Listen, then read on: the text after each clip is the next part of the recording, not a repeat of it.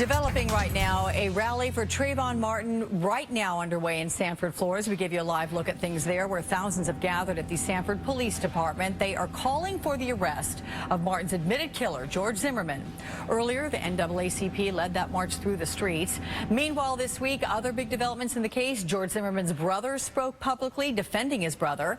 We saw new security camera video of Zimmerman on the night of the shooting. And today, NBC News has learned details on the police arrest of Zimmerman back in 2005. As well, the city of Sanford is looking for an interim chief. So far, no arrests have been made. Bob Herbert, distinguished senior fellow at Demos, is joining me now, and I'm glad you're back with me. Thanks for being here, Bob, because we talked about this last week, and we've had all these latest developments now. Can you give us, after this week of progress, if there's been progress, where we stand in the case? Well, the real problem is that it's taking so long. So the longer the investigation drags out, the more difficult it would be to get a conviction if indeed Zimmerman did anything that was criminal. It just makes it more difficult. Wait, Bob, do you think there's a problem from the outset at any level because of the bungling of the case from the beginning by police, the lack of evidence? Exactly. It's a problem from Jump Street. I think that it would be very difficult to sustain a murder charge, no matter what really happened in that incident. The other thing that's problematic is the longer this goes on, the more the case gets tried in the court of public opinion. You don't want to see that in a high-profile case. We saw what happened after the O.J. Simpson verdict. We saw what happened with the riots in L.A. So you just don't want that to happen. And so that's mitigated if you have an investigation that the public has confidence in. That's not what we have right now. Is there any way to avoid this seeming sort of churning of the legal process right now, that it goes on and on and on before we get some sort of an answer? I don't think there is. I don't think you can speed it up. You know, the Justice Department is looking at the case, but that's a long procedure. If the federal government were to intervene, it would be essentially a civil rights case. But this is the kind of case that's supposed to be handled at the state level. You know, it's a suspected homicide case, but so far, what we're ending up with are demonstrations, and it's becoming the latest fad on the internet. We've heard a lot of people try to put this entire situation into context via race.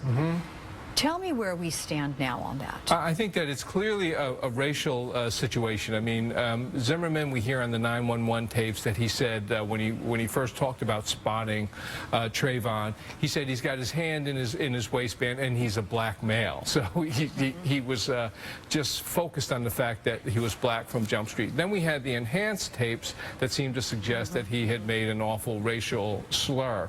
So I don't think there's any question that it's a racial case.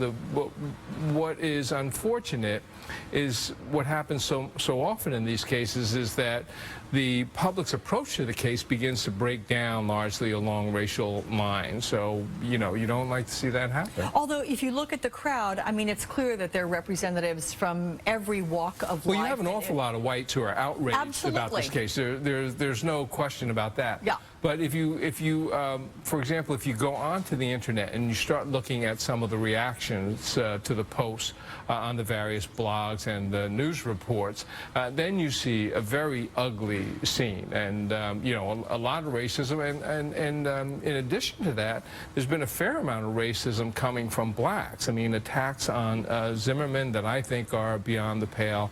So that's what I mean when I say what you want is an investigation by the authorities that you can have confidence in, and then have it move at a reasonably swift pace. How about today? Marches like this, protests and marches and rallies for justice, which is one of the, part of the official name of this. Do you think these kinds of events can help quell the dissent, quell the difficulties, or does it incite as well? No, I think that the marches are helpful as long as the marches remain peaceful, which they have been. Then I think that then I think that they're helpful because they do bring attention. Attention becomes focused on the case. I mean, if there hadn't been the public outcry, we probably wouldn't even have gotten this far in the investigations.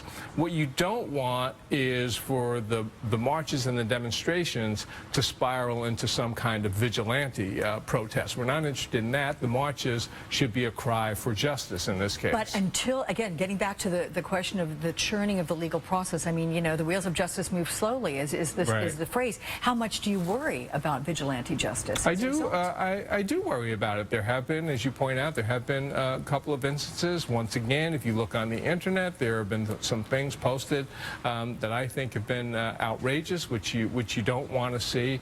So you have to be careful about that. And I think the organizers of the marches, the demonstrations, the protests, they have an obligation to try and prevent that sort of thing from spiraling out of control. Okay, Senior Fellow at DMOS, Bob Herbert, thanks so much. We'll see you again, no doubt. You too.